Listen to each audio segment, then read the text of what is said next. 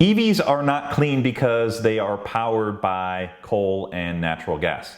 That's the response I got from someone on Twitter yesterday. And so I want to unpack that a little bit and talk about why this individual is incorrect. Anytime someone makes a blanket statement about how electric vehicles are powered, it's always a red flag to me because it really depends on where you're at in the world, and in particular where you're at in the United States. And in some places, the power generated by the grid is largely renewable energies. For example, in Washington, the majority of power is generated by hydro, by water. And the same thing goes for Canada, as well as the country of Norway.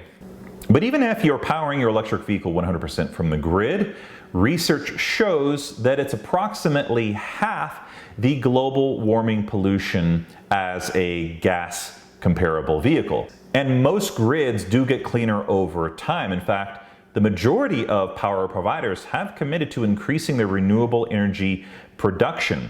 This is because as this technology gets less expensive, it lowers the barrier to entry for things like solar and stationary storage, which makes it less expensive for the power provider. And this is something that internal combustion engine vehicles can never claim. They are always stuck to a single fuel, which is oil. Furthermore, this does not factor in electric vehicle owners who have solar on their roof and power their vehicles 100% by renewables. I haven't found a comprehensive study about how many electric vehicle owners actually power their cars by solar, but I did do some surface level analysis and ran a couple of surveys. Here in the Colorado area, about 50% of Denver Tesla Club owners power their vehicles with solar. Asking that same question to people who follow me on Twitter, about 40%. And I think it's important to ask ourselves what the alternative is to transitioning to electric cars. It's continuing to drive combustion engines that are fully dependent on a consumable fuel. You fill that tank up once, you drive that around, and at the end of that tank, once that fuel is consumed, you have to refill it up. That's in comparison to electric vehicles where you extract that fuel, the raw materials, put it into a battery pack, and that fuel is good for the life and duration of the electric vehicle, which can range between 200,000 and 400,000 miles, and it's improving. Once at the end of its life, that battery pack can then be recycled, where 90 to 95% of the raw materials are retrieved and put back into battery cells and packs again.